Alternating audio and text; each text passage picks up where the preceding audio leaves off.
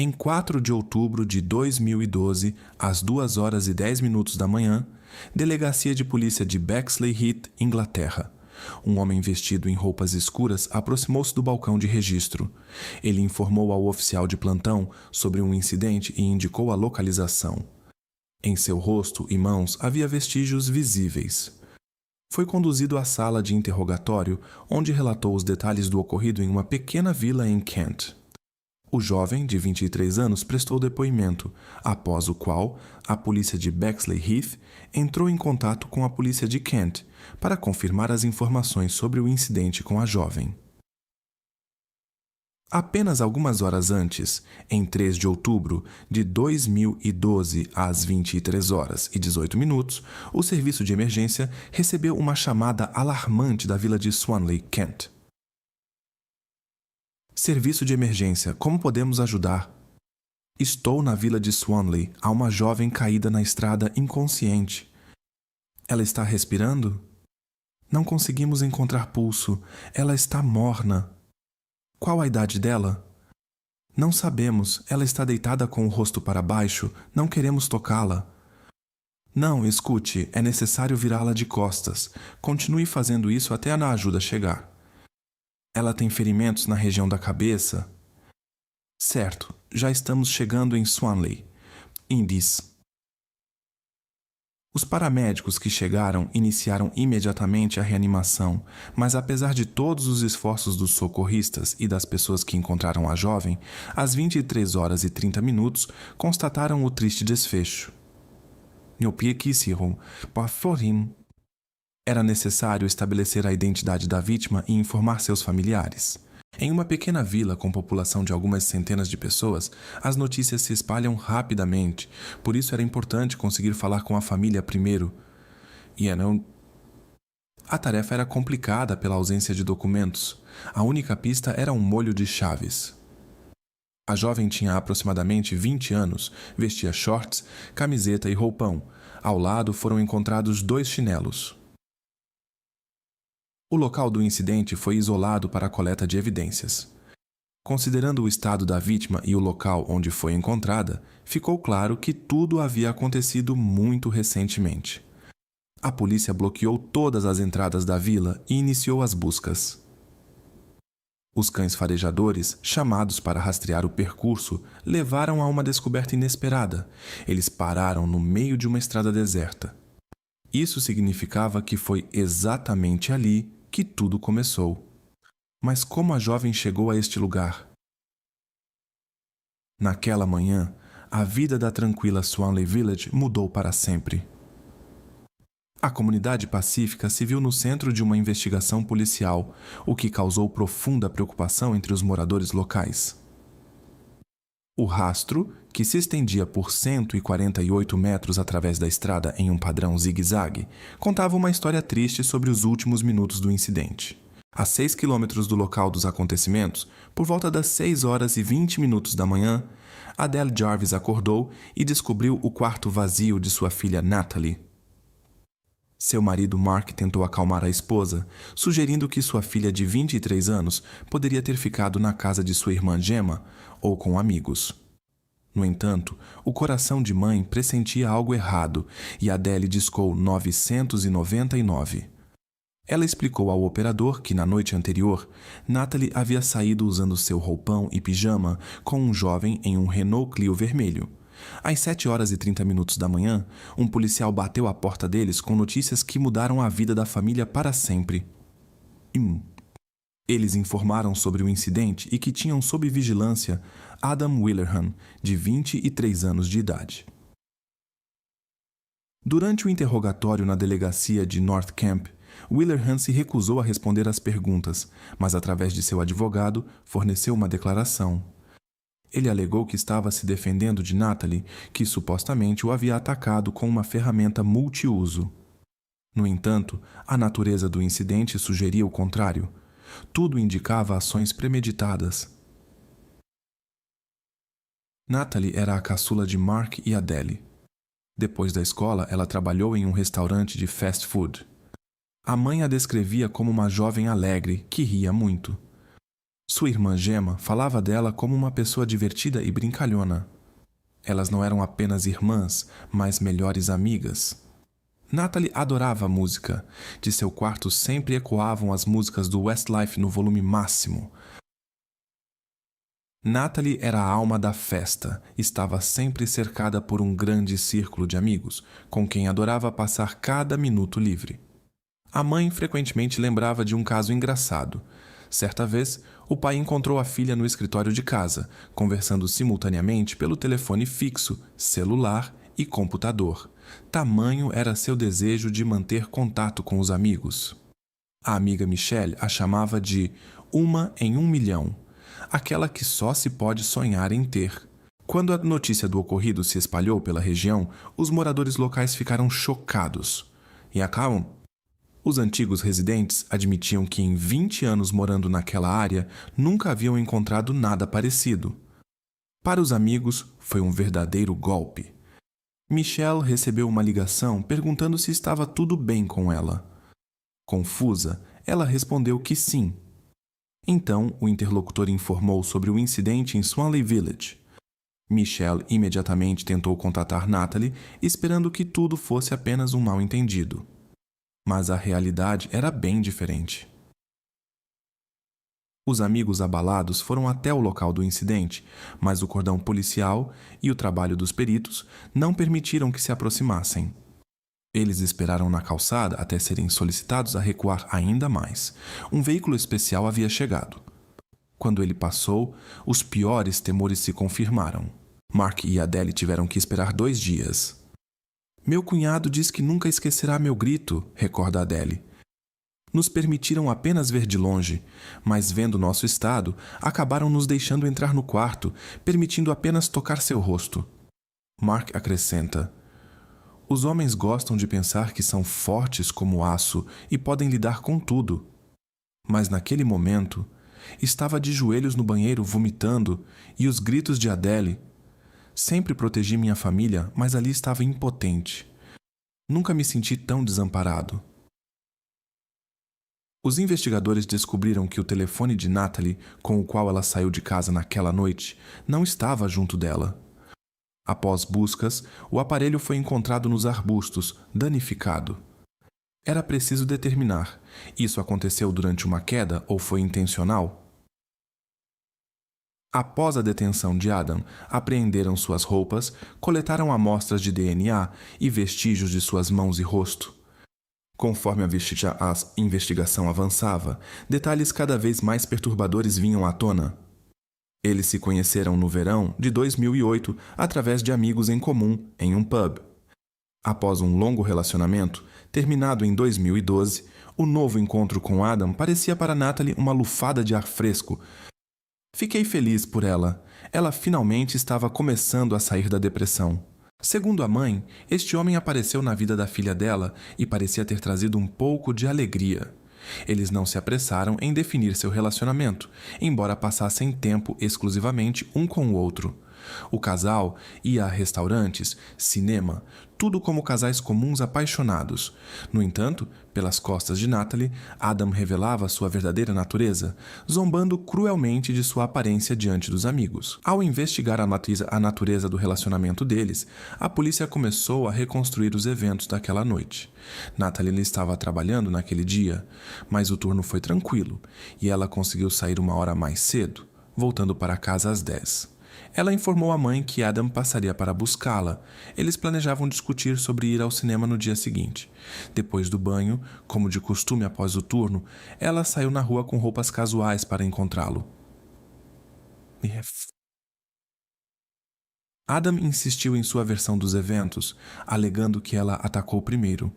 Embora sua história levantasse dúvidas, a polícia decidiu verificar as gravações das câmeras de segurança para rastrear seus movimentos naquela noite.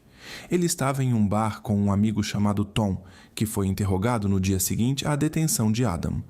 Tom estava com as chaves do carro e o telefone de Adam. Tom fez uma confissão estranha. Ele estava no porta-malas do carro. Inicialmente, ele explicou isso dizendo que Adam o havia alertado sobre pessoas que o ameaçavam por parte de Natalie.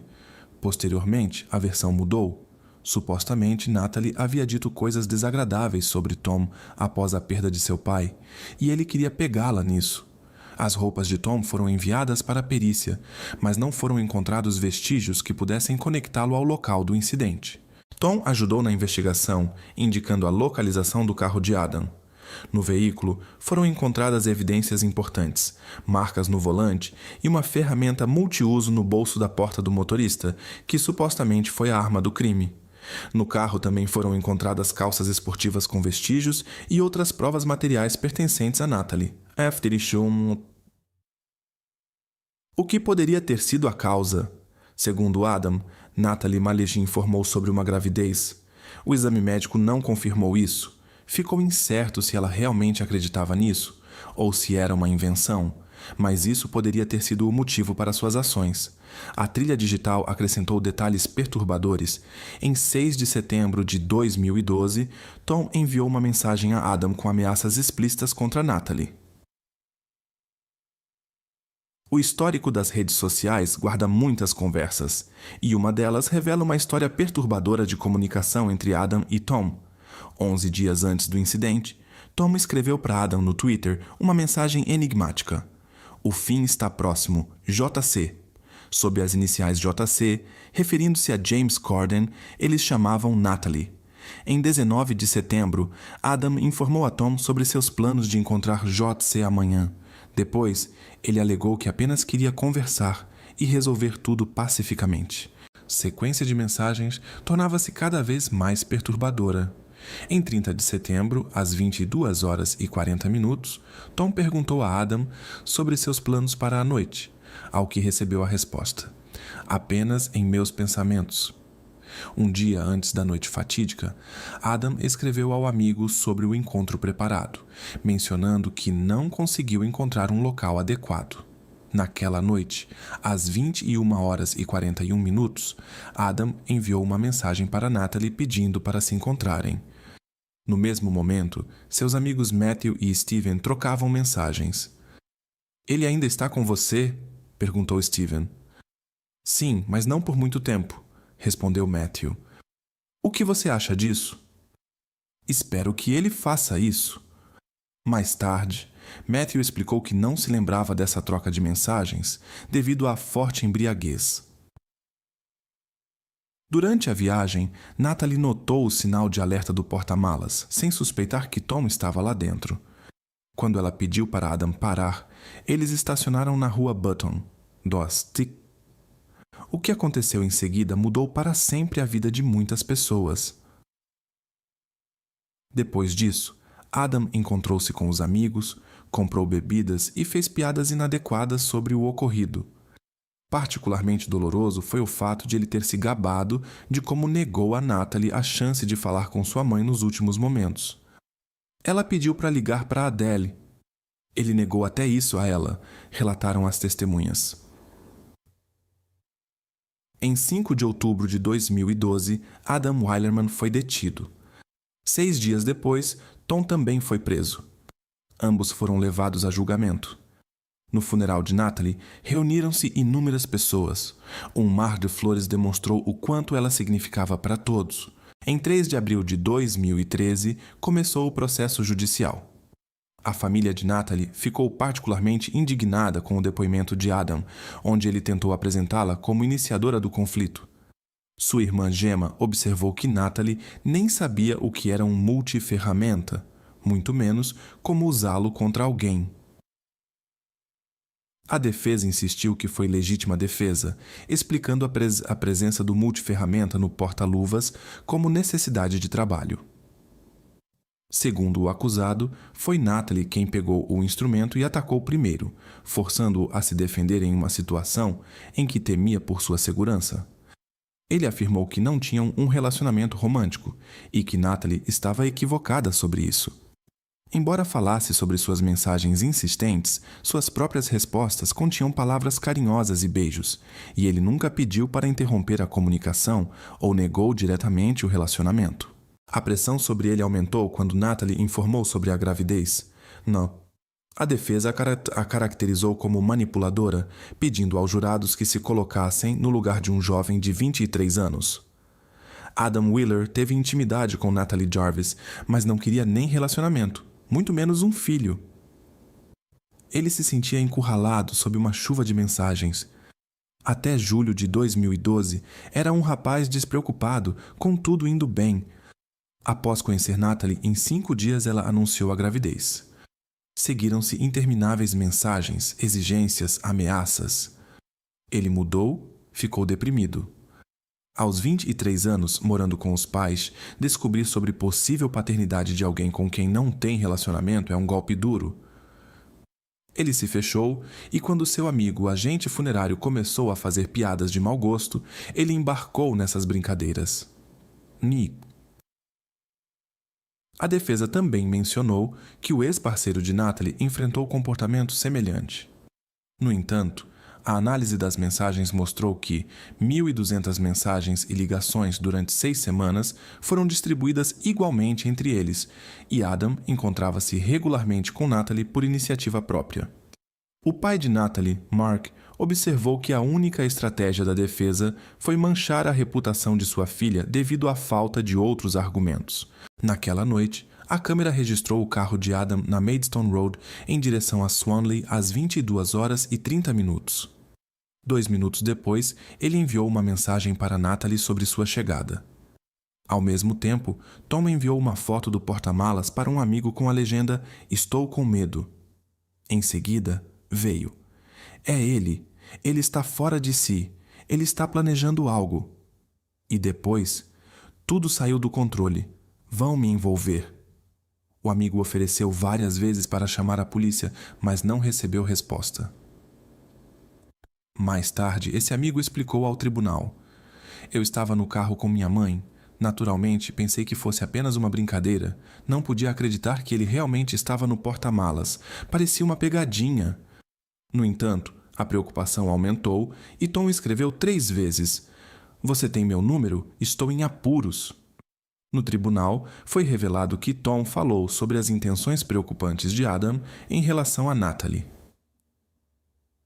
A história contada no tribunal revelou eventos inquietantes daquela noite.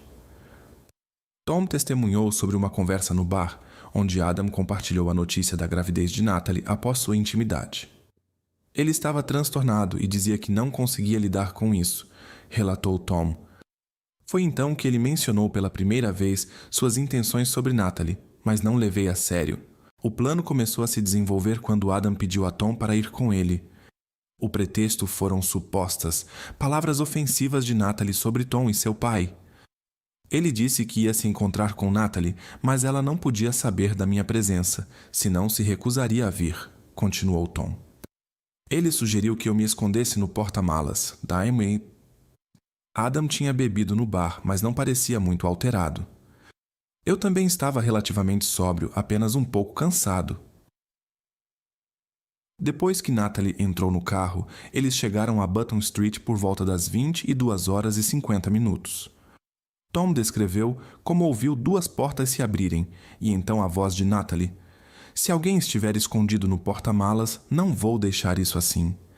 Então seguiu-se uma série de exclamações: "Adam, Adam, me solta!" Primeiro de forma brincalhona, depois cada vez mais séria.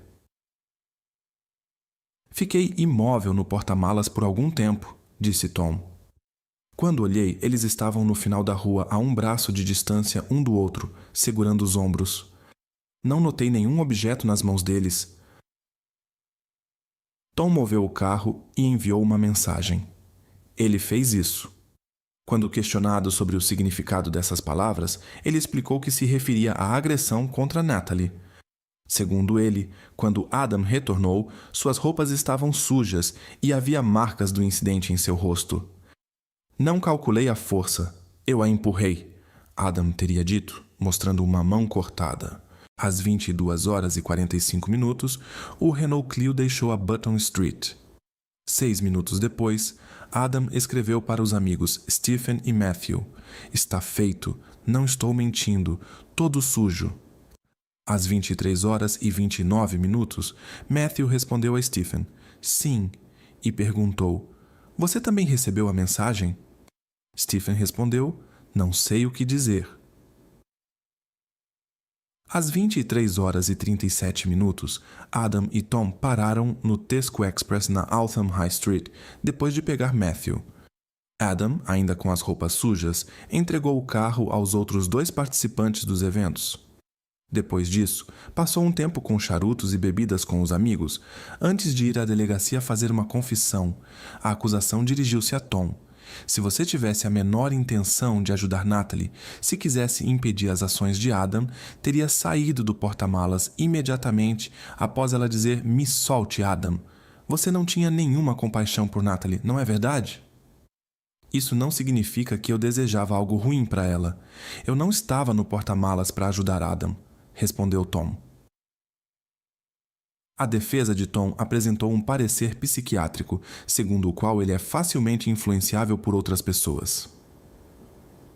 O médico observou que o réu tem dificuldade em recusar pedidos, especialmente daqueles a quem está emocionalmente ligado ou de quem depende. Quando chegou a vez do depoimento de Adam, ele contou sua versão. Não me lembro quantas vezes ela me ameaçou com o multiferramenta antes de me acertar. Lembro de ter agarrado o instrumento, houve uma luta, e então ela estava no chão. Natalie era maior e mais forte que eu. Fiquei com medo. Ela tentou me machucar. Eu tentei me defender. Nós lutamos e depois não me lembro do que aconteceu. A acusação refutou as alegações de legítima defesa. Segundo eles, ele atraiu Natalie intencionalmente, planejando suas ações com antecedência, e Tom no porta-malas deveria ser o motorista da fuga. O promotor descreveu Adam como um executor calculista. O perito confirmou sinais de resistência e tentativas de Natalie de deter o agressor. No tribunal, foram apresentadas publicações de Adam nas redes sociais e suas mensagens sobre Natalie. Em 23 de julho de 2012, ele escreveu: "Hoje posso prejudicar alguém, certo? Acho que vou fazer isso." Uma semana depois surgiu o post: "Como fazer isso? Misnis pensamentos negros." Adam afirmou que não tinha intenções sérias. Durante todo o processo, Adam permaneceu sentado, cabisbaixo, e não reagiu às evidências apresentadas. Em 24 de abril de 2013, após 3 semanas de julgamento, o júri proferiu o veredicto. Doe. Tom foi considerado inocente e foi libertado. Adam Wheelerhan foi considerado culpado e condenado à prisão perpétua com prazo mínimo de 26 anos. O juiz observou: "Suas ações foram desumanas, cruéis e planejadas." Isso é confirmado por seu comportamento perante o júri, sem uma única demonstração de arrependimento. Para a família Jarvis, a sentença marcou o início de uma nova fase de luto. Sinto falta dela. Ela era minha irmã e melhor amiga, e sinto muito a sua falta, compartilharam. Embora Adam Wheelerhan tenha alegado legítima defesa, o juiz indicou que as mensagens antes e depois do incidente provam a premeditação de suas ações. Hoje começa uma nova fase para Adam Wheelerhan. Ele passará os próximos 26 anos isolado da sociedade. Isso é relatado por Sarah Smith, da BBC South East Today, em frente ao tribunal de Maidstone. Natalie Jarvis era uma pessoa extraordinária, cujo encontro transformava a vida de todos. Sua beleza interior e exterior, sorriso e riso contagiantes, amor ilimitado pela vida e pelos outros, deixavam uma impressão indelével. Todos que conheceram nossa Natalie sempre lembrarão da alegria que ela trazia para qualquer atividade e qualquer companhia. Ela se importava com todos e sempre quis que as pessoas fossem felizes, sorrissem e aproveitassem a vida tão plenamente quanto ela mesma fazia. A família teve que ouvir inúmeras mensagens perturbadoras das redes sociais e mensagens de texto. Isso se tornou uma verdadeira provação para eles. As ações dessa pessoa não podem ser justificadas e agora ele terá que viver com a consciência do que fez. Nossa família nunca mais será a mesma depois do que aconteceu com a irmã e filha mais amorosa que alguém poderia sonhar, compartilham os familiares. Em nossa casa agora há um silêncio opressor sem a sede insaciável de vida da Natalie. O que mais queremos saber é: por quê? Mas somos privados desse conhecimento devido às mentiras daqueles que tentam se salvar.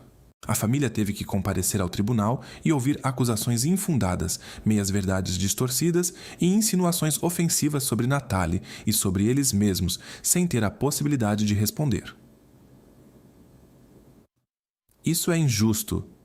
O que aconteceu com a verdade? Perguntam eles. Adele diz que encontra forças para seguir em frente depois do ocorrido em Gemma e nas lembranças de Natalie. Ela era muito travessa, barulhenta e tão amorosa. Tenho tantas boas recordações e isso torna tudo ainda mais difícil, confessa ela.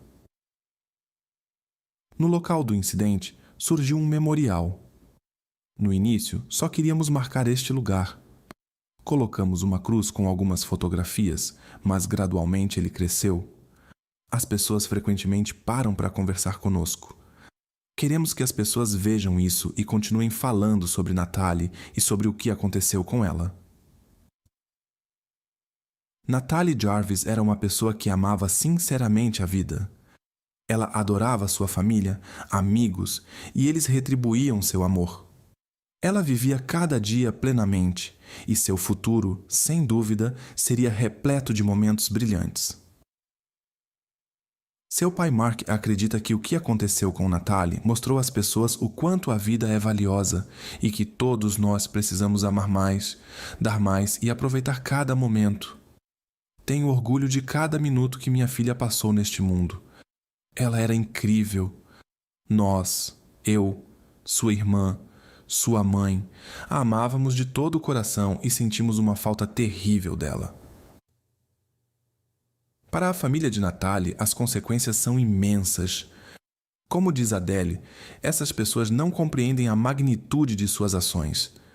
Isso cria um efeito cascata que destrói relacionamentos com família e amigos, porque estamos devastados e as pessoas não sabem o que dizer. Nosso relacionamento com Mark passa por sérias provações. Sou grata ao destino por ainda estarmos juntos. Sempre digo a ele: encontre alguém que te faça feliz. Mas ele sempre responde: não vou a lugar nenhum. Apesar de seu apoio, sinto que estou me tornando um fardo para ele e Gemma. Todo dia coloco uma máscara de bem-estar, escondendo o quanto os eventos do passado me afetaram profundamente. Entendo que não poderei mais voltar a ser quem eu era. A vida depois do que aconteceu com Natalie tornou-se completamente diferente. Agora há tanto vazio e solidão. Ela era minha querida, e eu só quero que tudo volte a ser como era antes. Esta situação é incrivelmente difícil, e eu nem posso imaginar pelo que a mãe teve que passar. Simplesmente não tenho palavras. Não sei o que pensar agora.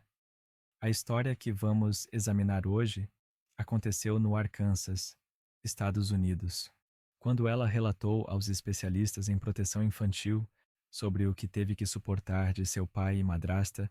Isso se tornou o início de um caso de alto perfil que atraiu a atenção do público. Jersey Bridgman foi forçada a dormir no chão, e quando tentou se levantar para pegar comida, teve seus movimentos restringidos por um cinto preso a uma cômoda. A polícia de Rogers recebeu um alerta sobre possível tratamento inadequado depois que ela foi vista amarrada aos móveis com uma corrente prateada, semelhante a uma coleira de cachorro. Os pais de José, David e Desiree já não viviam juntos, mas tinham guarda compartilhada. Na casa da mãe tudo estava bem, mas na casa do pai a situação era completamente diferente. O pai e a madrasta foram detidos, e no tribunal o pai admitiu que usou o cinto, mas alegou que foi feito para impedi-la de pegar o que não deveria. O detetive Larry Taylor, da polícia de Rogers, registrou na declaração judicial as palavras do pai de que ele suspeitava que a filha tinha sonambulismo, e eles discutiram comprar uma grade de proteção infantil, mas devido à falta de trabalho, não podiam pagar por isso. O pai contou que, primeiro, encurtou o cinto para fixação no tornozelo, e quando ela conseguiu se libertar, adicionou um cadeado.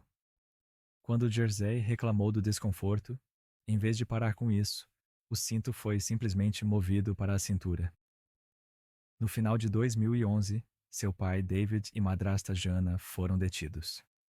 Mais tarde, David se declarou culpado de permitir maus tratos a menor, detenção ilegal e criar ameaça ao bem-estar infantil.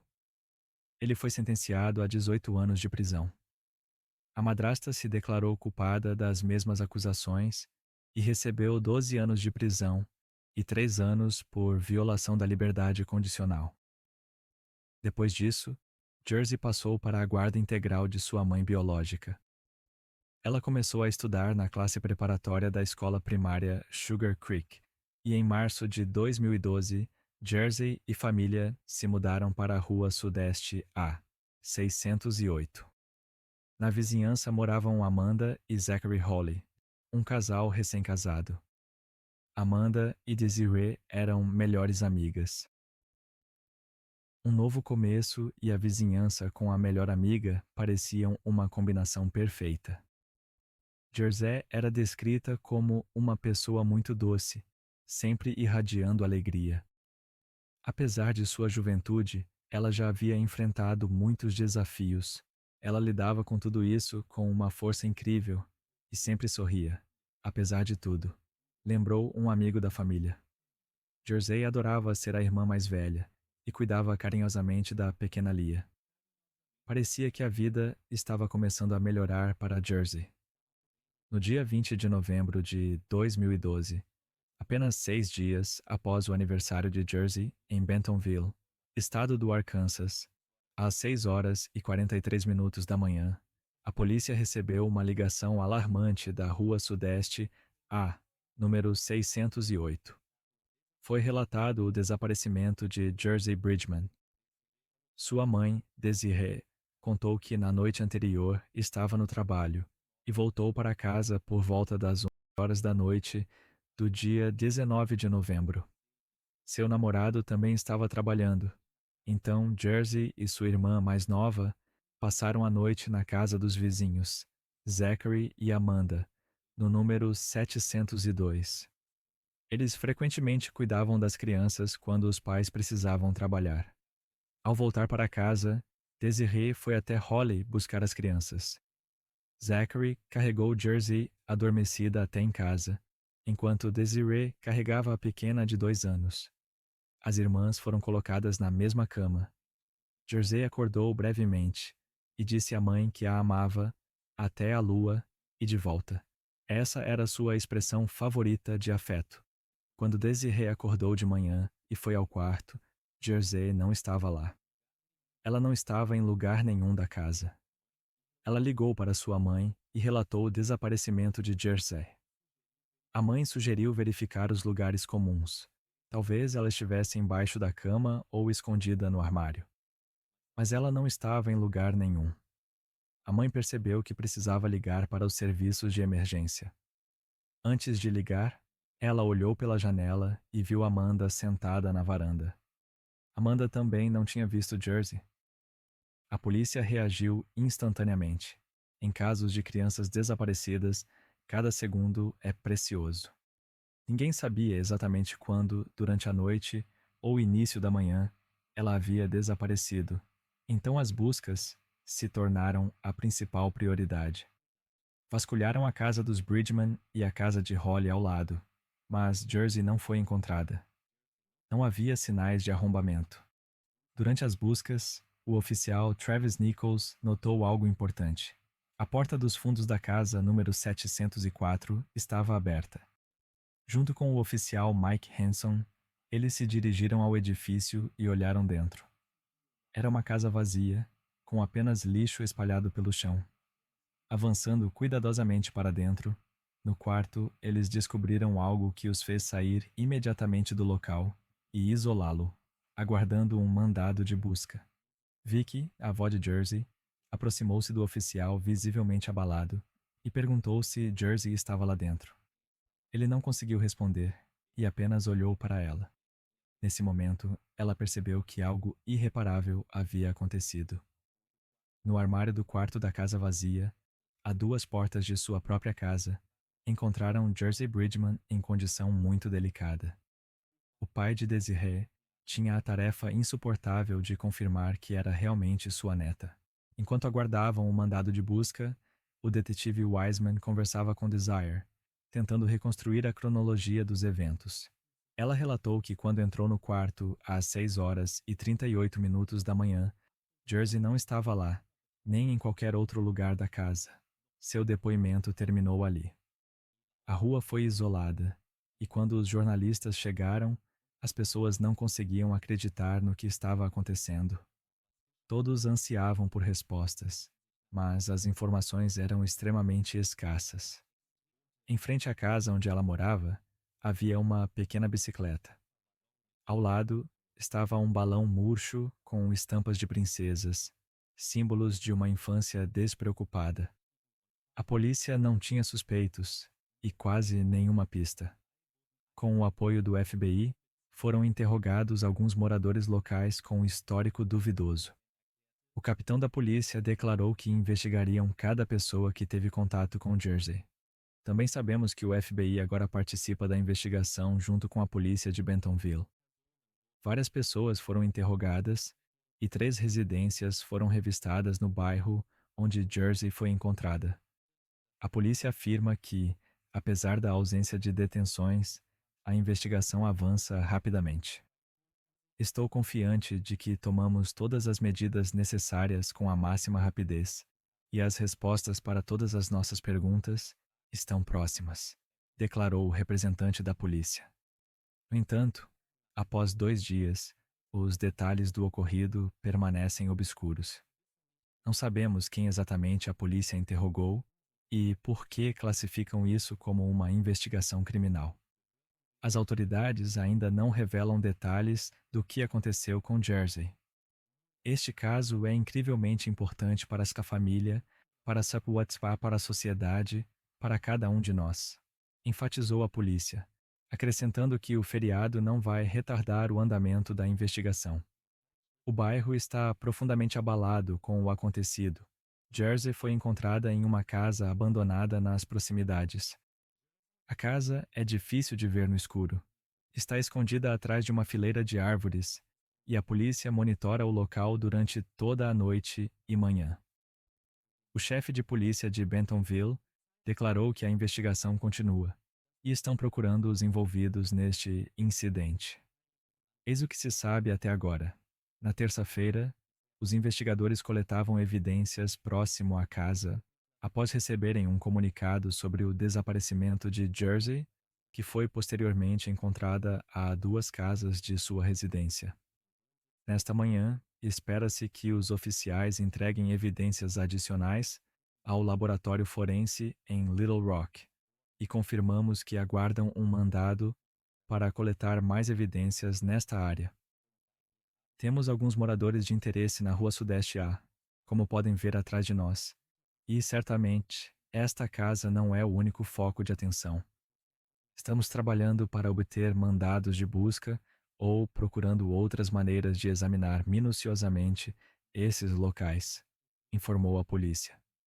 Entretanto, nesta manhã, muitas questões permanecem sem respostas dos investigadores. A investigação tentou reconstituir a sequência exata dos acontecimentos relacionados ao desaparecimento de Jersey e estabelecer o círculo de possíveis suspeitos. Uma das pessoas interrogadas foi Amanda Holly. Seu relato coincidiu com a versão de Desiree. Ela estava cuidando de Jersey na noite anterior, após a qual Jersey foi para casa com sua mãe. A polícia também conversou com seu marido, Zachary. Zachary, de 28 anos, morava com Amanda e seu filho. Ele trabalhava em um restaurante local e tinha problemas com a lei. Foi detido 3 vezes, uma por embriaguez em público e 2 por desacato ao tribunal. Ele teve uma infância complicada. Sua mãe lutava contra o vício e ele mesmo passou por experiências difíceis em sua juventude, que deixaram marcas profundas em sua psique. Segundo ele, acordou às 3h35 da madrugada com problemas estomacais e foi até a loja Easy Mart mais próxima, localizada a apenas 150 jardas de distância, para comprar Pepto-Bismol. As câmeras de segurança confirmaram suas palavras. Após retornar para casa, segundo ele afirma, foi dormir. Ao acordar às 6h30 da manhã, ajudou seu enteado de 4 anos a se preparar para a escola. 10 minutos depois, Desiree informou Amanda que não conseguia encontrar Jersey. Após buscas sem sucesso, Desiree ligou para os serviços de emergência, mas devido à forte ansiedade, passou o telefone para Amanda. Em seguida, Desiree foi até o mesmo Easy Mart para informar seu namorado sobre o desaparecimento de Jersey.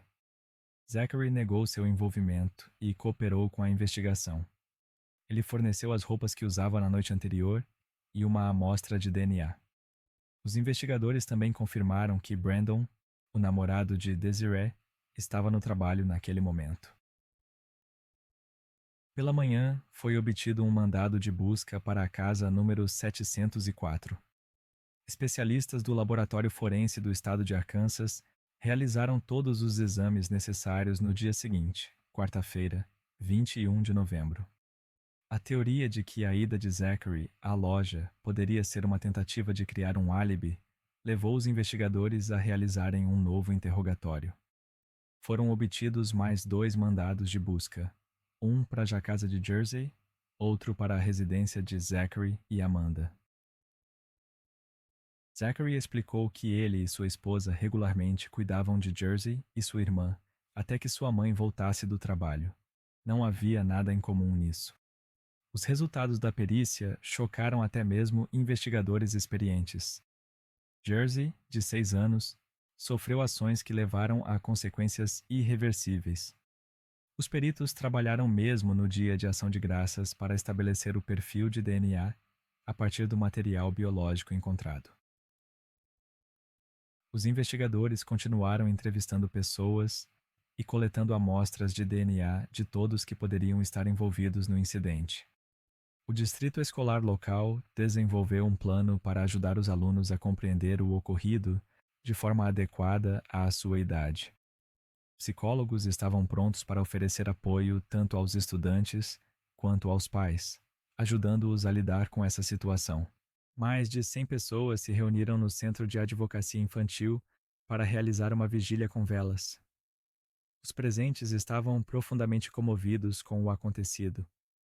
Queríamos encontrar uma maneira de lidar com nossos sentimentos e com a tristeza que toda a comunidade está sentindo.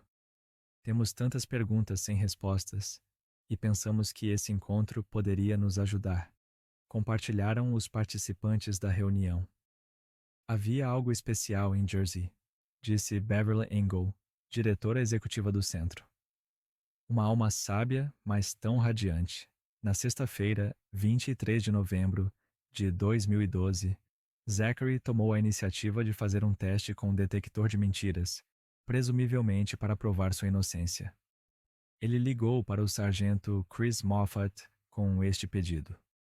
3 dias depois, ainda antes da cerimônia de despedida de Jersey, os resultados do teste estavam prontos e Zachary voltou à delegacia.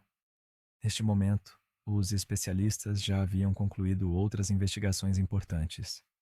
O detector mostrou sinais de engano, o que significa um resultado negativo do teste. As investigações confirmaram seu envolvimento. Não há outras possibilidades. Apesar disso, ele continuou insistindo em sua inocência, mas logo cedeu. O que vocês querem saber? Depois disso, ele descreveu suas ações e até desenhou uma planta da casa, indicando detalhes importantes. Aqui está o corredor, e aqui está o banheiro. Foi neste momento que a estratégia da polícia trouxe resultados. Eles deliberadamente não divulgaram certos detalhes à mídia e ao público em geral, detalhes que apenas a pessoa envolvida poderia conhecer. E Zachary Hawley conhecia esses detalhes. Após isso, ele foi detido. Este homem frequentemente cuidava de Jersey. Ele podia ser visto nas imagens do local do incidente, parado junto à fita policial, usando um gorro listrado azul e jaqueta preta. Este mesmo homem negava qualquer envolvimento. Era ele quem Jersey chamava de Tio Zack. A polícia de Bentonville informou que Zachary Dwayne Holly, de 28 anos, foi detido nesta noite. Ele foi acusado de um crime extremamente grave, cárcere privado e invasão de domicílio. Estamos em frente à sua casa no endereço 702 Sudeste Rua A. Sua casa está localizada entre a residência de Jersey Bridgman e o local onde ela foi encontrada na terça-feira de manhã. Na investigação, colaboraram o Departamento de Polícia de Rogers, o escritório do xerife do condado de Benton, bem como muitas outras agências locais de aplicação da lei que fazem parte da equipe de resposta a desaparecimentos de crianças do condado de Benton. O Laboratório de Criminalística do estado do Arkansas desempenhou um papel crucial no desenvolvimento oportuno do caso e na detenção. Os familiares não estavam presentes na coletiva de imprensa desta noite, mas fomos informados que a família já foi notificada sobre a detenção. Segundo testemunhas oculares, o chefe de polícia Simpson estava presente na funerária com a família durante a cerimônia de despedida. Ele informou aos presentes sobre o progresso alcançado na investigação e anunciou uma próxima entrevista coletiva. A família estava ciente dos acontecimentos, embora não se saiba ao certo se havia parentes de Jersey Bridgman entre os policiais presentes. Julie Pickard, que morava próximo ao local onde Jersey foi encontrada, posteriormente revelou um detalhe interessante. No dia seguinte, Zachary não conseguiu conter suas emoções por muito tempo. Quando a polícia a visitou mais tarde, perguntaram se ela tinha visto um homem usando calças de pijama. Era exatamente esse tipo de roupa que Zachary estava usando. Familiares e amigos próximos de Jersey Bridgman se reuniram na casa funerária Rollins para a cerimônia de despedida, que começou há alguns minutos. Entre aqueles que vieram prestar condolências estavam os administradores da escola primária Sugar Creek, onde Jersey estudava na classe preparatória. Mais cedo naquele dia, os professores comunicaram a notícia às crianças com delicadeza e responderam às suas perguntas. A diretora da escola, Pam Blair, observou que os alunos receberam apenas as informações básicas, que Jersey não estava mais com eles e que a polícia estava conduzindo uma investigação. Os educadores sugeriram que as crianças expressassem seus sentimentos através de desenhos e anotações, o que ajudou a identificar quem precisava de apoio psicológico especial. Blair notou que os alunos do terceiro e quarto anos tiveram mais dificuldade para processar a informação. Entre 35 e 40 alunos necessitaram de auxílio psicológico. A cerimônia de despedida aconteceu no cemitério de Bentonville, e os alunos e funcionários da escola decidiram vestir roxo em memória de Jersey. Seu pai não recebeu autorização para deixar a instituição correcional para participar da cerimônia. Amigos, parentes e representantes das forças de segurança vieram para dar o último adeus a Jersey. A polícia de Bentonville organizou uma escolta especial para o cortejo. A compreensão do ocorrido vem gradualmente. Com o tempo, ficará mais fácil. Acredito que a memória dela permanecerá sempre conosco. Compartilharam os entes queridos. Os amigos lembram de Jersey, de 6 anos, como alguém amorosa. Ela passou por muitas experiências difíceis. Era quieta, mas sempre sabia como encontrar alegria. Tinha o sorriso mais brilhante e tinha muito orgulho de seus dentinhos. E, acima de tudo, amava seus pais e toda a sua família. O chefe de polícia de Bentonville, John Simpson, absteve-se de revelar detalhes sobre o incidente com Jersey e as circunstâncias que levaram a investigação até Zachary. Os motivos também permaneceram em sigilo. Os documentos do Ministério Público indicavam um comportamento inadequado de Zachary em relação a Jersey. Os promotores declararam sua intenção de solicitar ao júri a consideração da pena máxima prevista em lei. Um dia antes da audiência judicial marcada, onde Zachary Hawley deveria receber um defensor público, soube-se de um incidente na prisão.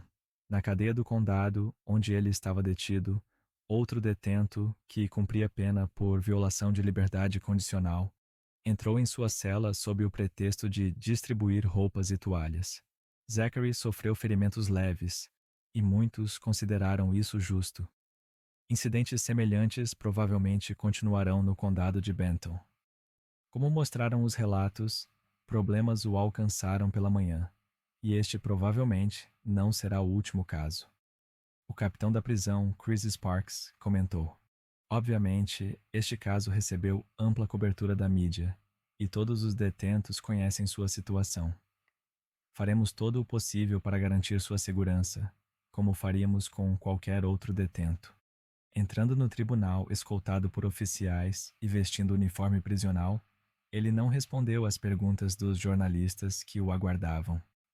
E lá estava ele, o homem a quem confiaram o cuidado de Jersey, agora acusado de sequestro, invasão de domicílio e outras infrações graves. Suas mãos tremiam visivelmente quando as acusações foram lidas. Foi-lhe designado um defensor público, e ele permaneceu sob custódia sem direito à fiança até sua próxima aparição no tribunal. Em todas as acusações, ele se declarou inocente. Em praticamente 100% dos casos na audiência preliminar, apresenta-se uma declaração de inocência. Ao se declarar culpado na fase de acusação, você apenas libera o estado da necessidade de provar seu caso, explica o advogado Andrew Scheller.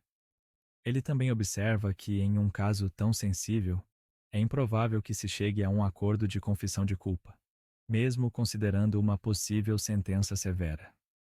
O dia foi emocionalmente difícil para a família de Jersey. Sua mãe, Desiree Bridgman, deixou o tribunal profundamente perturbada logo após a declaração de inocência de Holly. O tio de Jersey recusou-se a dar entrevistas em câmera, apenas comentando: estamos passando por momentos difíceis. No bairro onde Jersey morava, ainda há fitas roxas em sua memória, lembrando como a comunidade vivencia esses eventos. Foram realizadas 2 avaliações psiquiátricas, uma pelo Hospital Estadual para a acusação, outra para a defesa. Ambas o consideraram mentalmente capaz de participar do processo judicial. O processo enfrentou atrasos quando um de seus advogados anunciou sua retirada do caso. Ele admitiu que não poderia cumprir efetivamente seus deveres devido à luta contra a depressão e dependência alcoólica, e, portanto, não estaria adequadamente preparado para o processo. Isso significou a necessidade de encontrar e nomear um novo defensor público, o que perturbou muito a família de Jersey. Finalmente, o processo judicial começou. O jornalista presente na sala do tribunal observou uma notável inquietação e nervosismo de Zachary durante as audiências. Um dos depoentes foi o principal perito forense do estado, Dr. Frank Perrett. Ele demonstrou ao tribunal como Jersey tentou se libertar do pijama. Eu entendi o que aconteceu assim que comecei o exame, disse ele, acrescentando que o cabelo dela e o colar artesanal, feito na escola, estavam emaranhados com o pijama. Zachary tremia visivelmente em seu lugar durante essa descrição. O especialista explicou que foram encontradas lesões na retina dela. Quando perguntado sobre as reações fisiológicas do organismo em tais situações, ele esclareceu que normalmente leva de 60 a 80 segundos antes que certos sinais apareçam. Pode haver desconforto, e então ocorre a perda de consciência, disse ele. Ele também apresentou fotografias mostrando a condição de Jersey. Naturalmente, essas imagens provocaram fortes emoções no tribunal, pois eram extremamente difíceis de ver. Embora as imagens fossem indubitavelmente muito perturbadoras, elas enfatizaram toda a gravidade desse crime. Durante a exibição das fotografias, Zachary permaneceu indiferente. Durante o processo, os presentes no tribunal ouviram em silêncio atônito a gravação do interrogatório policial dele. Também foram apresentados os resultados da análise de DNA que o ligavam ao crime. Uma das testemunhas foi Lisa Chanel, do Laboratório Criminal do estado de Arkansas, que informou que os cabelos encontrados não correspondiam à amostra de Zachary, porém isso não foi conclusivo devido a danos causados por insetos. Os indícios de ações ilegais eram evidentes tanto pela condição de Jersey quanto pelo material biológico. Amostras foram coletadas das roupas dela, e Melissa Myhand, especialista principal em análise de DNA, informou aos jurados que Zachary era a fonte principal do material genético, e isso foi cientificamente comprovado. Segundo ela, o DNA correspondente a Zachary foi encontrado em 2 amostras.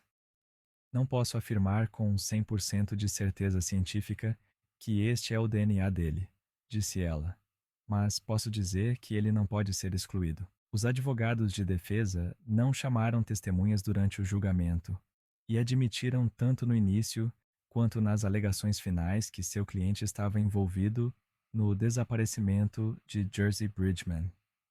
Zachary Hawley foi posteriormente considerado culpado de invasão de domicílio, sequestro e outros crimes graves. Agora a tarefa da defesa tornou-se tentar reduzir a sentença. Como parte dessas audiências, muitas testemunhas foram chamadas, incluindo um funcionário do Serviço Social da Califórnia, onde Zachary passou grande parte de sua infância.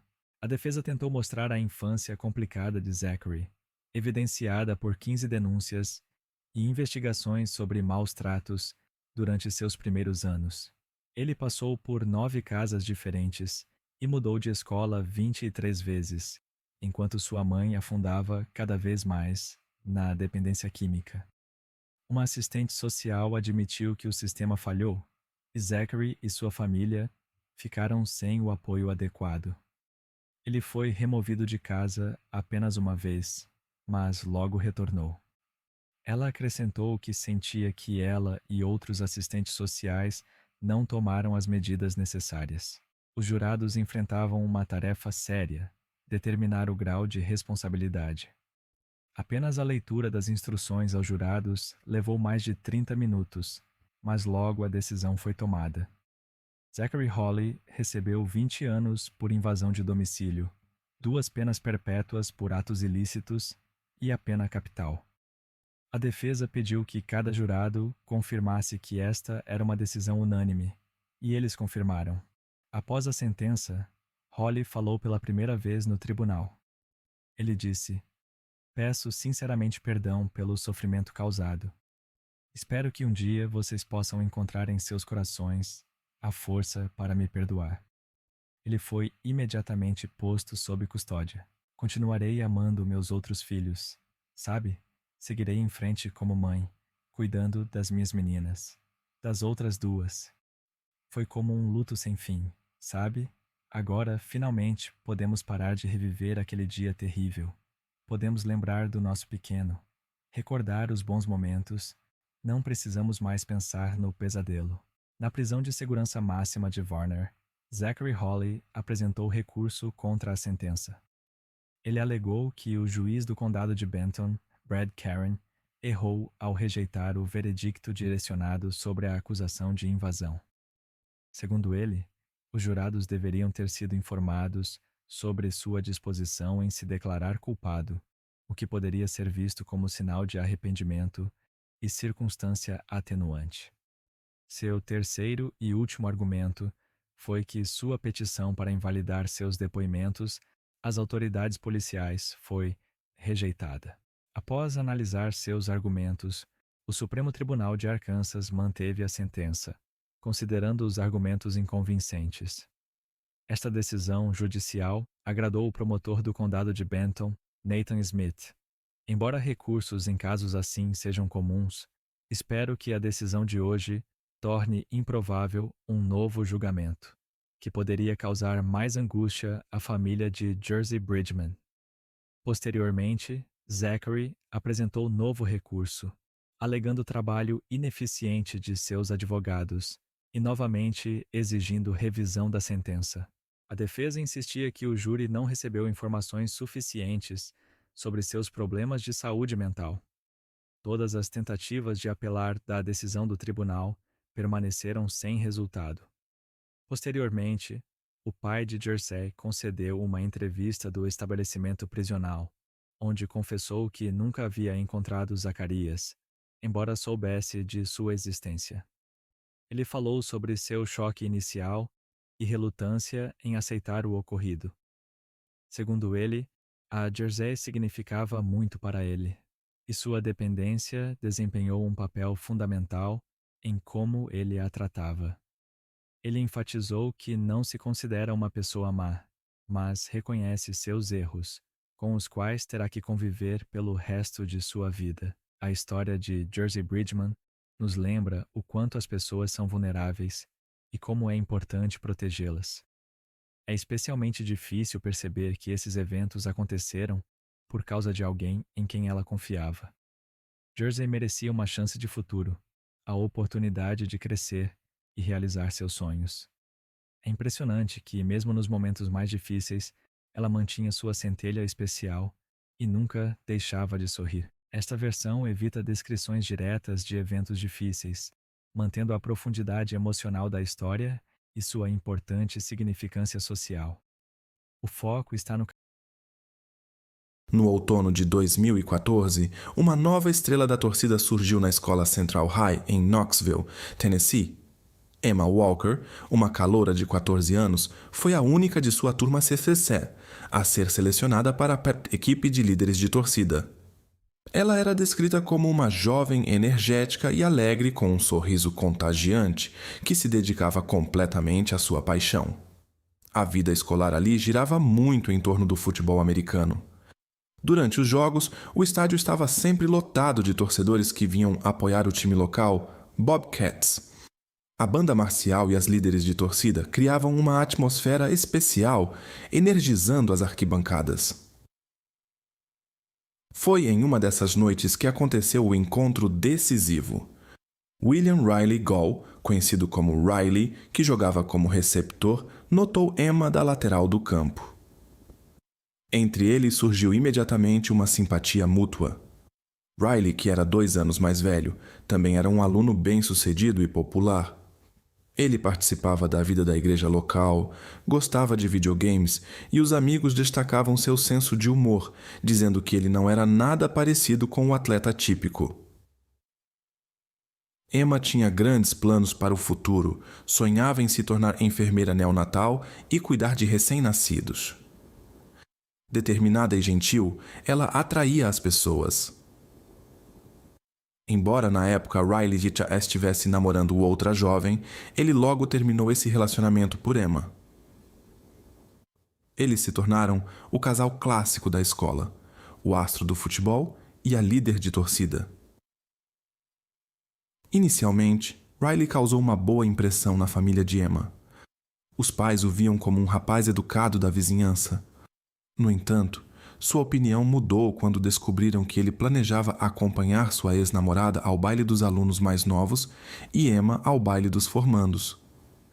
Isso gerou preocupação dos pais sobre suas verdadeiras intenções. As redes sociais de Emma estavam repletas de fotos deles juntos, doces e divertidas. Embora os amigos de Emma inicialmente atribuíssem o retraimento de Riley à timidez, com o tempo seu comportamento começou a preocupá-los. Eles notaram que ele tentava limitar o contato de Emma com outras pessoas, mostrando tendências possessivas. Quando os pais de Emma, preocupados com a situação, confiscaram seu telefone, Riley lhe deu um iPod Touch para que pudessem continuar se comunicando secretamente via Wi-Fi. Os próximos 2 anos de seu relacionamento foram como uma montanha-russa. Eles terminavam e voltavam, e a cada vez o ambiente ficava mais tenso. Cada separação se tornava mais intensa, e o casal frequentemente se envolvia em discussões desagradáveis. Riley a inundava com mensagens e ligações. Ele constantemente procurava encontros, passando horas em frente ao seu trabalho esperando o fim do turno. Uma vez ele escreveu: "Você não existe mais para mim. Vou acompanhar as notícias." Mas após cada mensagem ríspida, invariavelmente vinham as desculpas: Perdoe meu comportamento. Meu amor por você não pode ser expresso em palavras. Os pais de Emma, Mark e Jill, relataram que tentaram várias vezes convencer sua filha a terminar esse relacionamento. Jill observou que Riley conseguia criar um tipo de vácuo ao redor de Emma, convencendo-a de que ele era a única pessoa próxima dela. Quanto mais os pais aconselhavam Emma a terminar com ele, mais suas divergências se intensificavam. No outono de 2016, apesar da preocupação geral, o relacionamento de Emma e Riley permanecia inalterado. Riley já estava no primeiro ano da faculdade Maryville, que ficava a meia hora de distância, enquanto Emma, com 16 anos, estava no penúltimo ano do ensino médio. Por volta do Halloween daquele ano, os pais de Emma, tentando ajudá-la, decidiram limitar suas movimentações. Ela só podia sair para a escola ou para os treinos de líder de torcida. Eles começaram a monitorar atentamente suas comunicações e deslocamentos, e, para sua surpresa, isso trouxe o resultado desejado. Mark disse que sua antiga alegria de viver havia retornado. Ela voltou a passar tempo com a família, conversando e jantando juntos. Emma até escreveu para sua amiga Keegan, dizendo que havia terminado definitivamente com Riley depois de ver fotos dele com outras garotas na faculdade. Keegan e outros amigos sentiram alívio. Como todos suspeitavam, Riley não lidou bem com o término. Na sexta-feira, 18 de novembro de 2016, Emma recebeu permissão para ir a um encontro na casa de amigos. No final da noite, por volta das 11h30, Zach, um amigo de Emma, chegou à casa. A jovem ansiosa rapidamente o deixou entrar e contou sobre mensagens estranhas que estava recebendo de um número desconhecido. Uma delas dizia: "Saia sozinha se não quiser que seus entes queridos se machuquem. Mãe pode se... Vá amassar até seu carro com as chaves. Se não obedecer, haverá consequências." Emma suspeitou que fosse apenas uma brincadeira inadequada de algum amigo de Riley. Ela respondeu que chamaria a polícia, mas isso não impediu o remetente. As mensagens ficavam cada vez mais inquietantes. Então veio a notícia de que Riley havia sido deixado perto da casa. Correndo para fora, Emma e Zach encontraram uma pessoa na vala próxima à casa. Era Riley. Ele segurava na cabeça e parecia desorientado. Segundo ele, havia sido mantido contra sua vontade e não entendia como tinha chegado ali. Entre lágrimas, Emma o lembrou que seu relacionamento havia acabado e pediu que a deixasse em paz. Riley partiu silenciosamente pela rua. Logo depois, ele ligou para seu amigo Noah, contando o ocorrido, mas este se mostrou cético quanto à história. Emma, sentindo-se inquieta, decidiu passar a noite na casa dos amigos. Na manhã seguinte, por volta das 10 horas, ela voltou para casa com sua amiga Hayley, que morava perto dos Walker. No caminho, elas notaram um desconhecido vestido completamente de preto caminhando pela rua de Emma. Depois de deixar Hayley, Emma retornou para casa. Precisava se preparar para encontrar sua mãe Jill. No entanto, logo o misterioso indivíduo apareceu novamente. Começou a tocar a campainha insistentemente e bater à porta. Tomada pelo pânico, Emma escreveu para os amigos e, surpreendentemente, pediu ajuda a quem ainda confiava, Riley. "Preciso da sua ajuda, mesmo que eu não te suporte." Ela escreveu. Riley respondeu imediatamente dizendo que estava correndo para encontrá-la. Quando ele chegou, o estranho misterioso já havia desaparecido. A amiga de Emma, Hayley, estava certa de que tinha visto Riley. Ela até notou o carro dele nas proximidades. Hayley mandou uma mensagem perguntando por que ele estava escondido perto da casa de Emma, mas Riley negou tudo. Jill Walker, ao retornar para casa, encontrou Emma e Riley conversando no quintal. Ela o lembrou da proibição de se aproximar da casa e exigiu que ele saísse. Emma parecia preocupada, sugerindo que poderia ter sido um invasor, mas Jill sentia que não era coincidência. No entanto, Emma assegurava à mãe que Riley não estava envolvido no incidente. Após esse acontecimento, Os pais ficaram especialmente atentos à segurança da filha. Eles até a acompanhavam durante seu turno de trabalho aos domingos, esperando o término para levá-la para casa. A noite de domingo, 20 de novembro de 2016, parecia tranquila na casa dos Walker. Emma discutiu a lição de casa com seu amigo Keegan e foi dormir por volta da meia-noite. Logo depois, Riley, que havia retornado a Maryville, pediu o telefone emprestado ao seu colega de quarto. Segundo ele, durante a ligação, Emma deixou claro que não queria retomar o relacionamento, e a conversa terminou abruptamente. Depois disso, Riley enviou várias mensagens e fez cerca de 40 ligações, deixando mensagens de voz. Emma não respondeu, e eventualmente ele parou de tentar fazer contato. Durante a noite, o pai de Emma acordou com sons estranhos na casa e 2 batidas de porta. Ele verificou os quartos de Emma e seu irmão Evan, mas tudo parecia normal. Então, voltou para a cama, pensando que tinha imaginado. Por volta das 6 da manhã, Jill foi acordar Emma para ir à escola. Ela chamou a filha, mas não houve resposta. Jill tocou sua perna, mas Emma não se moveu. Ao olhar para o rosto da filha, Jill imediatamente percebeu que precisava chamar uma ambulância. Emma estava pálida, com os lábios azulados. Não foram encontrados sinais vitais. Logo, as autoridades chegaram à casa de Emma, que tinha 16 anos. A investigação começou depois que a polícia descobriu um detalhe incomum no quarto de Emma, um buraco na parede. Isso levou os investigadores a uma descoberta surpreendente. Alguém estava do lado de fora da casa, aproximadamente a 1,5 metros da janela do quarto, entre 2h33 horas da madrugada. 2 cápsulas foram encontradas no chão. A inspeção da área revelou um segundo buraco na mesma altura, também direcionado para a cama de Emma. Ficava evidente que o perpetrador conhecia bem a planta do quarto e a disposição dos móveis. A comunidade respondeu com uma onda de apoio. Entre as numerosas mensagens, destacavam-se as do ex-namorado de Emma, Riley. Na escola Central High, aconteceu uma cerimônia com velas em sua memória, e a equipe de líderes de torcida, da qual Emma fazia parte, soltou balões durante o próximo jogo de futebol. Durante a investigação dos amigos e familiares de Emma, um nome continuava aparecendo nas conversas: Riley Gall.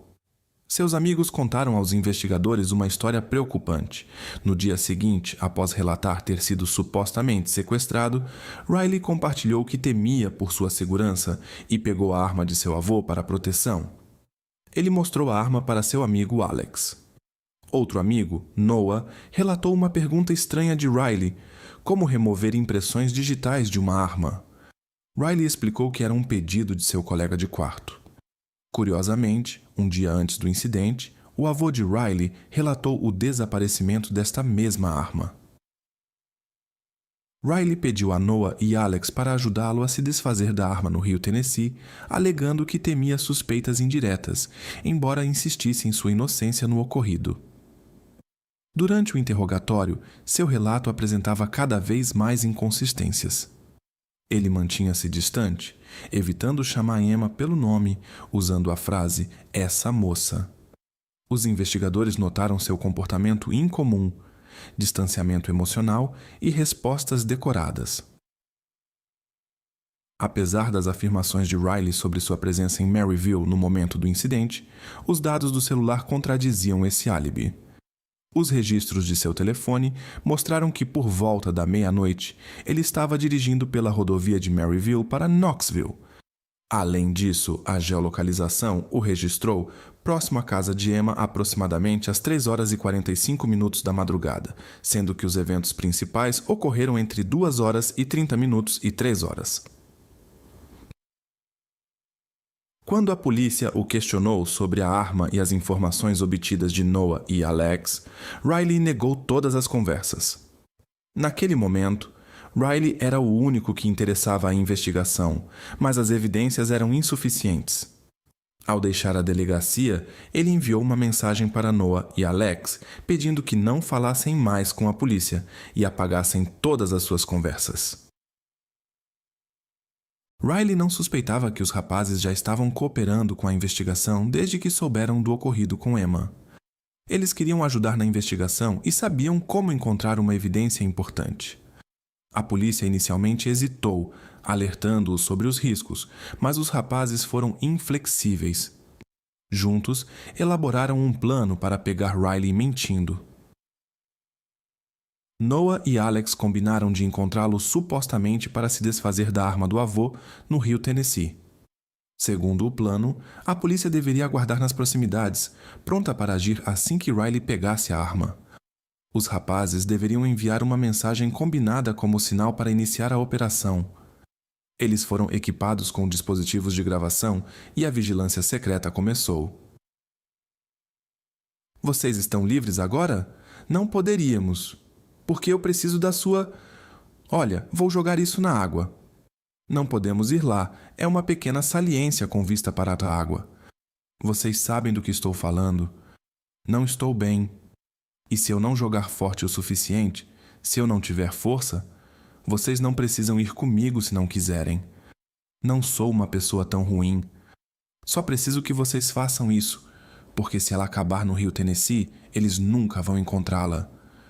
E como eu poderia saber que não era do meu avô? Na sua loja já havia apenas 5 cartuchos quando eu o recebi. Ainda são 5. Se eu alguma vez dei essa arma para ele, é como... talvez 50-50. Isso pode dar a eles motivo para dizer: bem, as impressões digitais nessa arma e a bala não correspondem. Mas, ao mesmo tempo, eles podem não ter impressões digitais. Isso simplesmente pertence a esses pais tolos. Ah, isso se encaixa nesse carregador. Esse carregador se encaixa nessa arma. Após essa conversa, o trio se dirigiu ao rio com a arma que Riley escondia na casa do padrasto. Pronto. Eu apenas joguei isso lá. Não sei o que tem lá. Só quero me livrar disso e acabar com isso. Meu Deus! A história que se desenrolou no tribunal começou com um momento dramático. Esta é a arma real. Quando eles chegaram ao local, Riley a pegou, preparando-se para se livrar da evidência. Mas graças a Noah e Alex, a polícia já estava esperando. Todos levantem as mãos onde possamos vê-las. Mantenham as mãos à vista. Saiam do carro. Dottie. 48 horas após o incidente com Emma, Riley Hall estava sob custódia. No porta-malas de seu carro foram encontradas roupas e calçados pretos. Os investigadores concluíram que foi ele quem tentou invadir a casa de Emma alguns dias antes. Hoje começaram as primeiras audiências do caso. Nossa Anne Brock estava presente. O caso está causando forte repercussão pública, mas também muita atenção está sendo dada às evidências e padrões de comportamento, informavam as notícias. De fato, confirma Anne, um momento particularmente tenso foi quando a mãe foi a primeira testemunha. Ambos os lados do processo tentaram construir um quadro dos padrões comportamentais. A defesa enfatizou que Emma não ouvia os pais quando eles pediam para se manter afastada do rapaz. Eles reconhecem que seu comportamento era obsessivo, mas insistem na ausência de má intenção. Os promotores apontam para sinais de perseguição à ex-namorada. Entre as evidências estão a arma, supostamente pega do avô, e uma bolsa com roupas pretas e luvas. O processo judicial começou após 1 ano e meio. Riley não se declarou culpado e se recusou a testemunhar. A defesa não chamou nenhuma testemunha. Sua estratégia não se baseava em negar os disparos, mas em uma versão de acidente. Segundo eles, ele só queria assustar Emma, atirando perto dela, sem suspeitar das consequências. O objetivo era fazê-la confiar nele e retomar o relacionamento. O advogado alegou que Emma via Riley como um herói, e este era seu plano desajeitado de ensinar um resgate. Mas tudo deu errado. A defesa pediu aos jurados que, se o considerassem culpado, qualificassem o caso como lesão por imprudência, o que implicaria uma pena significativamente mais branda. Quero chamar sua atenção para o fato de que, após examinar todas as provas, como eu disse no início do processo, você descobrirá sobre o comportamento estranho e imprudente do meu defendido. O que a acusação chama de incidente premeditado com Emma Walker foi, na verdade, uma tentativa de chamar sua atenção. Ele pensou que se a assustasse, ela iria querer conversar com ele e eles poderiam reatar o relacionamento. Não estou dizendo que isso faz sentido e Coraz Pessoa entenda corretamente. Não há lógica alguma nisso. Absolutamente nenhuma. Mas isso está de acordo com os depoimentos das testemunhas, com os eventos do dia 18 e com a forma como Emma o procurou naquela noite pedindo ajuda. A acusação insiste que tudo aponta para ações premeditadas, motivadas por seu ressentimento porque ela não queria reatar o relacionamento. Ela era a luz na vida de seus entes queridos, e eles são gratos pelos 16 anos que passaram juntos. Eles podem pensar nisso assim e continuar vivendo, guardando essas memórias. Mas suas vidas nunca mais serão as mesmas. Isso foi sentido quando eles prestaram depoimento. Cada um deles experimentou uma perda profunda por causa das ações dele. Sua irresponsabilidade, ações, tudo o que ele fez, os fez sofrer. Cada pessoa tocada por Emma nunca mais será a mesma, por causa do egoísmo dele, mentiras, obsessão e manipulações. Sua atenção obsessiva a Emma Walker, a história inventada sobre um sequestro para perturbá-la. Pense que às 3 horas da manhã, vestido de preto, ele estava parado na janela do quarto dela. Pense em todos os lugares para onde ele poderia ter direcionado o disparo, para o ar, para a janela, para qualquer lugar. Mas a direção escolhida fala por si. Senhor Gilder, os jurados chegaram a uma decisão? Sim, senhor. Por favor, fiquem de pé. Senhor Dahl, fique de pé. Senhor Gilder, sobre a primeira acusação de crime grave, os jurados chegaram a uma decisão? Sim. Qual é o veredicto? Culpado. Sobre a acusação adicional de perseguição, os jurados chegaram a uma decisão. Sim. Qual é o veredicto? Culpado. Os jurados consideraram William Riley Hall culpado de crime grave contra Emma Walker, além de perseguição, roubo, criação de situação perigosa e posse ilegal de arma durante a prática de crime grave. Mindy. Entendo que nada trará de volta da vida anterior e nem aliviará a dor que causei. Quero contar a verdade sobre os eventos daquela noite. Nunca tive a intenção de causar dano físico a Emma. Messi. Sim. Houve momentos em que não ofereci o apoio adequado. Durante os 2 anos de nosso relacionamento, causei-lhe dor emocional. Mas pensamentos sobre agressão física nunca me ocorreram. Naquela noite, eu só queria assustá-la para que ela voltasse a se comunicar comigo. Para que confiasse em mim novamente. Planejei estar por perto, consolá-la e reatar nosso relacionamento. No estado do Tennessee, infrações graves implicam em prisão prolongada. Riley recebeu uma sentença com um mínimo de 51 anos até a possibilidade de liberdade condicional.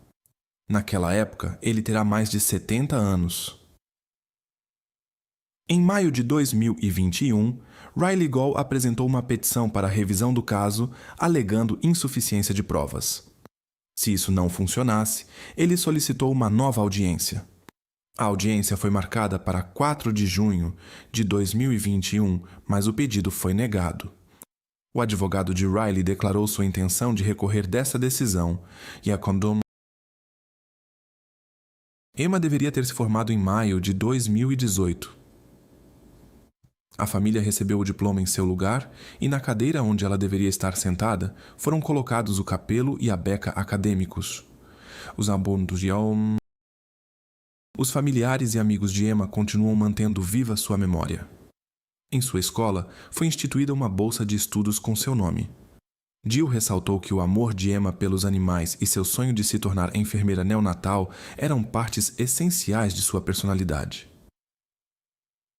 A família Walker conseguiu que um parque para cães e uma unidade de terapia intensiva neonatal no Hospital Infantil do Tennessee Oriental recebessem seu nome. Jill espera que as pessoas se lembrem de Emma, continuando seu trabalho e demonstrando bondade com todos ao redor. Maio de 2011. Hayward, região da Baía de São Francisco, Califórnia. Aqui vivia Michelle Le, de 26 anos. Ela cresceu em uma família grande com seus pais, seu irmão Michael e sua prima Christine.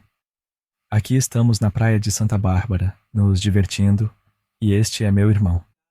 A casa estava sempre animada. 15 primos, muitas tias e tios.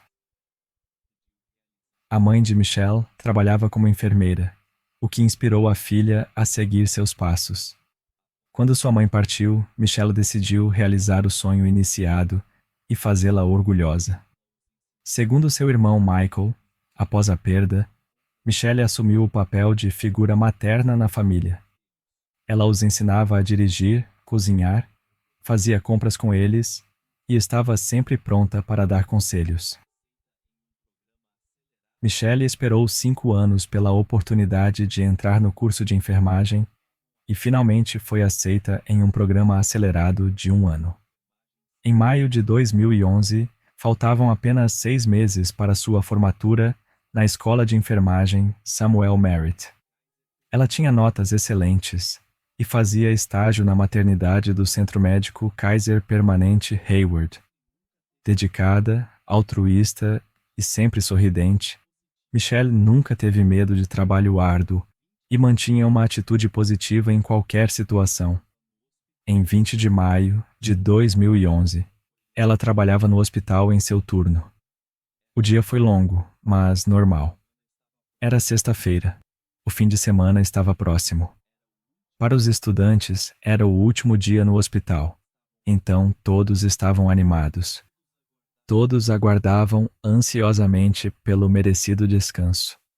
Michelle até planejava visitar amigos em Reno no fim de semana. Às 18h55, Michelle informou ao supervisor que iria brevemente até seu carro. No estacionamento do 3º andar, ela se dirigiu ao seu veículo, estacionado no canto. Várias vezes, ela mudou a direção de seu movimento, como se estivesse indecisa. Após 17 minutos, seu SUV Honda branco deixou rapidamente o edifício. Por volta das 21h, quando o turno estava terminando, os supervisores queriam reunir todos os estudantes, mas Michelle estava ausente. Na sala de descanso ficaram sua bolsa e casaco. O registro de saída não estava assinado e o telefone não respondia. O instrutor, preocupado, e o segurança foram ao estacionamento até sua vaga habitual, mas estava vazia. Logo depois, o carro de Michelle retornou ao 3º andar do estacionamento. O instrutor acenou. O veículo parou brevemente, depois deu marcha ré e deixou o edifício. Isso não se parecia em nada com o comportamento de Michelle. O instrutor duvidou se realmente era ela mesma ao volante e imediatamente contatou a polícia. Até a manhã seguinte, ainda não havia notícias da jovem de 26 anos. Já haviam se passado 10 horas desde seu desaparecimento. Cerca de 15 amigos e colegas se reuniram na delegacia, insistindo na gravidade da situação. Os detetives começaram a investigação no estacionamento do hospital. Seu ex-namorado, com quem mantinha relações amigáveis, começou a ligar para os parentes. No estacionamento, descobriram vestígios de um incidente no local onde estava o Honda. Após 1 hora, encontraram o carro. Estava cuidadosamente estacionado na área de visitantes, próximo a um prédio residencial, a 800 metros do hospital. Dentro estava um notebook e uma identificação universitária de outra pessoa da Samuel Merritt University. Michelle não tinha vínculos com essa instituição de ensino. Descobriu-se que a identificação havia sido furtada alguns dias antes do incidente. Os investigadores suspeitaram que não foi um incidente aleatório. Alguém conhecia sua rotina, usou a identificação furtada para entrar e, possivelmente, a atraiu para fora. Os registros hospitalares mostraram que 30 minutos após a saída de Michelle, o departamento de emergência recebeu uma ligação de uma mulher que se identificou como Michelle Lee. Ela tentava contatar o instrutor e informar sobre um ataque cardíaco de seu pai. Quando levavam o carro para a perícia, Michael, o irmão de Michelle, recebeu uma mensagem do telefone dela. Estou bem. Tudo começou com uma mensagem misteriosa. Não desapareci. É só o celular que está com problema. Todos os dados foram apagados e essas mensagens acabaram com a bateria. Depois, os amigos começaram a receber várias mensagens contraditórias. Ora, o pneu tinha furado. Ora, ela tinha voltado para a Renault. Ora, estava dando um tempo das redes sociais. Ora, estava meio doente e precisava descansar. Seu ex-namorado, notando a atividade no celular dela, logo mandou mensagem. Em resposta, recebeu algo estranho. Quem é? Até 31 de maio, a recompensa chegou a $20 mil, e depois de alguns dias, subiu para quase $50 mil. A família Lee contratou um investigador particular. Mais de 100 voluntários, divididos em 14 equipes, vasculhavam uma área enorme. O valor da recompensa aumentava a cada dia, chegando a $100 mil. Ao investigar o círculo social de Michelle, frequentemente surgia o nome de Gisele Esteban, sua antiga amiga da escola. Elas eram próximas há anos, até entraram juntas na faculdade. Gisele tinha um relacionamento com Scott, com quem tinha uma filha de 6 anos. Após uma separação desagradável, começaram os problemas entre Michelle e Gisele. Antes do relacionamento de Gisele e Scott, Michelle e Scott tiveram alguns encontros, mas logo perceberam que seria melhor serem amigos. Nunca houve romance ou intimidade entre eles, e depois disso, Gisele começou a namorar Scott. Apesar da cronologia clara, Gisele ficou obcecada por esse relacionamento inexistente. Conforme o comportamento de Gisele mudava, sua amizade com Michelle se desfazia. Michelle não pretendia parar de falar com Scott só porque Gisele queria, e não dava importância às suas acusações estranhas. Michelle tinha outro namorado há muito tempo. Scott também seguia sua vida. Tudo o que Gisele imaginava estava longe da realidade. Os investigadores conversaram com Gisele, de 27 anos, que nem tentou esconder sua antipatia. Michelle? Nossa, o que aconteceu com ela? Já tentaram ligar? Não posso ajudar, embora eu mesma esteja procurando por ela há uma semana, para dizer que fique longe da minha filha. Quando perguntada sobre o relacionamento complicado, ela respondeu: Relacionamento complicado? Ela era minha melhor amiga, até começar a namorar meu noivo. Scott foi sincero com os investigadores e parecia genuinamente preocupado. Ele participava regularmente das buscas e estava presente em todas as reuniões de apoio. Scott falou sobre os problemas com Gisele, como ela atormentava ele e sua família. Em um período particularmente difícil, Gisele mudou-se para a casa de parentes, levando a filha. Scott, desejando o melhor para a filha, às vezes tentava reconciliar, mas sem sucesso. A polícia examinou as mensagens de Gisele. A maioria das mensagens era sobre Michelle. Espero que você esteja feliz com alguém como ela. Prove que você melhorou, senão arque com as consequências. Michelle é responsável pelos próprios problemas. Logo, ela não estará por perto. As mensagens ficavam cada vez mais agressivas. Você escolheu dar atenção em vez da família. Agora, colha os frutos. Você não conseguirá proteger ninguém. Ela terá o que merece e não passará nos exames. Michelle também recebia mensagens. Se você realmente fosse amiga minha ou do Scott, você simplesmente iria embora e deixaria minha família em paz. Mas você apenas me seguiu até São Francisco. Você continuará assim, sem ninguém. Você não é amiga, é apenas uma estranha. Scott compartilhou com a polícia uma gravação de uma conversa no carro, onde estava a filha deles. Vamos ser diretos sobre Michelle. Ela é realmente um problema para mim. Agora você será honesto sobre tudo. Comunicação, encontros, conversas. Caso contrário, você vai se arrepender. Porque você mentiu tantas vezes que é difícil acreditar. Este é o último aviso. Gisele estava em tratamento com diagnósticos de depressão maníaca e transtorno bipolar. Ela frequentemente aparecia na casa de Scott e sua mãe sem ser convidada. Às vezes, apenas sentava silenciosamente em um cômodo até ser encontrada. Scott obteve a guarda total da filha, o que fez Gisele se mudar para Hayward para ficar mais perto. A gota d'água foi uma ordem judicial, proibindo-a de se aproximar a menos de 30 metros de Scott e sua família. É importante notar que isso aconteceu 3 dias antes do desaparecimento de Michelle. Quase uma semana se passou, mas não há notícias de Michelle Lee, uma enfermeira de 26 anos da Califórnia, desde que ela se dirigiu ao seu carro próximo ao hospital. O carro foi encontrado mais tarde naquela rua. As buscas continuaram com panfletos. Eu só quero que ela volte para casa. Enquanto isso, a polícia de Hayward, Califórnia, está em contato com a polícia de Fairfield sobre o caso não resolvido da enfermeira Fong Lee do ano passado. Elas têm o mesmo sobrenome. Ambas estudavam enfermagem. Ambas desapareceram em circunstâncias misteriosas. Mas em Fairfield, o carro estava destrancado.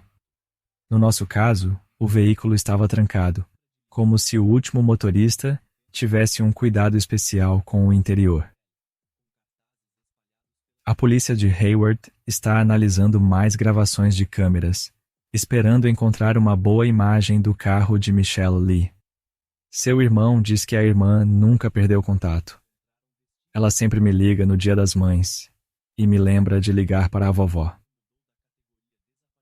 Uma recompensa foi oferecida por informações sobre Michelle, com cartazes espalhados pela cidade. A polícia de Hayward mantinha o otimismo, mas as evidências apontavam para um desfecho desfavorável. Suas preocupações aumentaram quando encontraram vestígios da presença de Michelle no carro. A família foi informada que o caso mudou da categoria desaparecidos para outra categoria.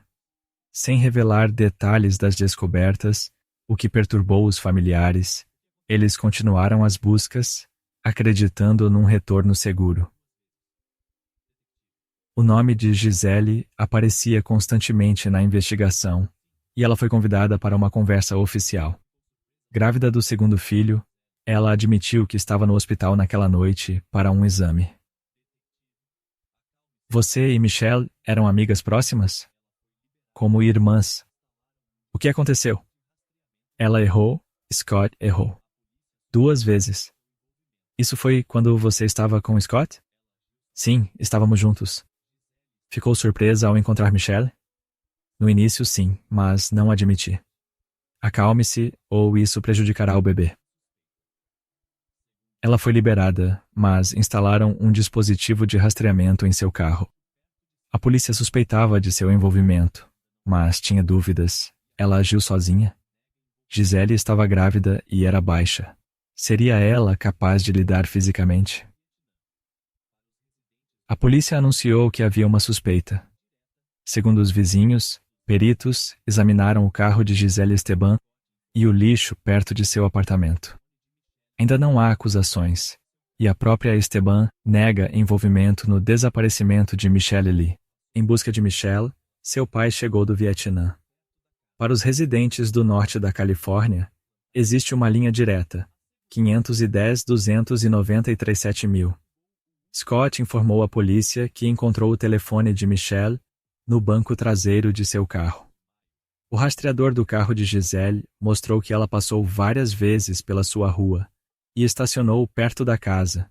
Tudo indicava que ela havia plantado o telefone. A segurança da Faculdade de Medicina investigou o uso do crachá furtado, encontrado no Honda de Michelle. Em 26 de maio, um dia antes do incidente, o cartão foi usado no prédio da escola. Era Gisele. Ela obteve o crachá fingindo ser uma potencial aluna. Depois disso, ela inspecionou portas trancadas e entrou nas salas de aula. Esperando o prédio fechar, ela voltou pela porta dos fundos, usando um jaleco branco, e examinou as mesmas salas, verificando computadores e documentos. Na mesa do professor, ela pegou o horário dos alunos incluindo a programação de Michelle. Após 1h30, Gisele saiu, agora conhecendo os horários exatos das aulas e intervalos de Michelle. A análise dos dados celulares mostrou que os telefones de Gisele e Michelle estavam juntos após o desaparecimento da última. No dia seguinte, Gisele foi à Apple Store pedindo para desbloquear o iPhone, explicando que sua filha o havia bloqueado acidentalmente. Após o desbloqueio, ela foi ao Chuck E. Cheese, de onde os amigos de Michelle começaram a receber mensagens estranhas, claramente falsificadas. As torres de celular confirmaram que era o telefone de Michelle, e as câmeras registraram Gisele enviando as mensagens. Gisele Esteban, de 27 anos, foi detida em casa e acusada. Em seus sapatos foram encontrados vestígios da presença de Michelle. No carro da última foi encontrado um cabelo de Gisele. Seu DNA também estava no volante. A polícia do norte da Califórnia deteve a antiga colega de escola da estudante de medicina desaparecida. De acordo com os registros prisionais, Gisele Esteban está sob custódia. Nossa principal missão é encontrar Michelle e trazê-la para casa. Ela ainda não foi encontrada e continuaremos procurando até que ela se reúna com a família, disseram os entes queridos. Não encerraremos o caso até encontrarmos sua localização, afirmaram os investigadores. No histórico de pesquisa do computador de Gisele, foram encontradas buscas sobre perseguição discreta, arrombamento de fechaduras e substâncias nocivas, incluindo cloreto de potássio e monóxido de carbono. Após o desaparecimento de Michelle, ela pesquisou seu nome mais de 300 vezes. Em 17 de setembro, 10 dias após a prisão de Gisele, aconteceu aquilo que a família tanto temia. Em uma área remota e de difícil acesso, foram descobertos vestígios da presença de Michelle Lay. O local estava a aproximadamente 12 milhas da casa de Gisele. Devido ao intervalo de 3 meses, os peritos tiveram dificuldade em estabelecer os detalhes do ocorrido. As autoridades da Califórnia confirmaram que evidências relacionadas à estudante de enfermagem desaparecida em maio foram encontradas em um cânion na região da Baía de São Francisco. A polícia limitou-se a um breve comunicado, informando apenas sobre os resultados da perícia do legista do condado de Alameda. Em setembro de 2012, iniciou-se o julgamento de Gisele Esteban, que inicialmente negou seu envolvimento. Posteriormente, ela admitiu ter agido impulsivamente, alegando que Michelle a havia provocado. Seu advogado insistiu na reclassificação da acusação de premeditada para não intencional. Gisele manteve-se em silêncio durante o processo, demonstrando total indiferença ao ocorrido. Permanecem dúvidas sobre como Michelle chegou ao estacionamento com Gisele. Teria Gisele esperado por ela, conhecendo sua rotina? Ou a atraiu com uma mensagem? A promotoria sugeriu um ataque repentino, o que explicaria as evidências e os eventos subsequentes. O promotor distrital caracterizou Gisele como sociópata, observando seu riso inadequado durante discussões de temas sérios. Foi um ataque planejado contra uma pessoa desprevenida, declarou ele. Gisele foi considerada culpada por delito em primeiro grau. Ela permaneceu impassível e deixou o tribunal em silêncio. Posteriormente, comentou que, se fosse jurada, também teria proferido um veredito de culpada. O juiz confessou que em sua carreira nunca havia encontrado um caso com evidências tão convincentes. Gisele foi sentenciada a 25 anos, com possibilidade de liberdade condicional. Este caso destruiu 2 famílias locais por causa de ciúmes infundados. O tio de Michelle, Amir Meza, expressou frustração com a ausência de prisão perpétua sem possibilidade de liberdade condicional. Talvez tenhamos que retornar para audiências de liberdade condicional, e tudo começará novamente, disse ele. O irmão de Michelle, Michael, compartilhou emocionadamente sobre o sonho dela de se tornar enfermeira, como sua falecida mãe. Esses planos foram interrompidos no estacionamento do hospital devido a suspeitas infundadas de Esteban sobre um relacionamento com seu namorado. O irmão espera que a memória de Michelle perdure até 2029, quando a acusada poderá ser elegível para a liberdade condicional. Após 25 anos, queremos que as pessoas se lembrem do quão extraordinário foi este caso e que a história de Michelle não fique apenas como uma linha na crônica de ocorrências. Atualmente, a decisão sobre uma possível liberdade condicional de Esteban está nas mãos do Departamento de Instituições Correcionais. O juiz destacou que, para uma decisão favorável, Esteban precisa demonstrar arrependimento sincero por suas ações. Gisele posteriormente deu à luz um menino, cuja guarda foi concedida ao pai da criança. Havia rumores de que Scott poderia ser o pai, mas ele negou essas suposições, e a verdadeira identidade do pai permaneceu desconhecida. Cristina, prima de Michelle, observou que com sua conduta, a transgressora apenas evidenciou suas próprias falhas em contraste com a personalidade luminosa de Michelle. Este caso tornou-se um exemplo marcante de como o ciúme, a obsessão e a profunda antipatia podem resultar em consequências irreparáveis para pessoas completamente inocentes. A família de Michelle continua auxiliando na busca por pessoas desaparecidas e chamando a atenção da sociedade para casos semelhantes. Seu irmão Miguel encontra consolo no pensamento de que a irmã está agora junto com sua mãe e que um dia estarão novamente reunidos. Esta esperança torna a tristeza menos pesada. Quando Michelle desapareceu, seu pai passou o Dia dos Pais procurando por ela. Ele sempre se orgulhou de sua dedicação e postura ativa diante da vida. Nunca pedi a ela para passar o Dia dos Pais comigo, compreendendo como estava ocupada. Agora, o que mais desejo é voltar atrás e pedir a ela para passar comigo ao menos um dia assim, compartilhou ele.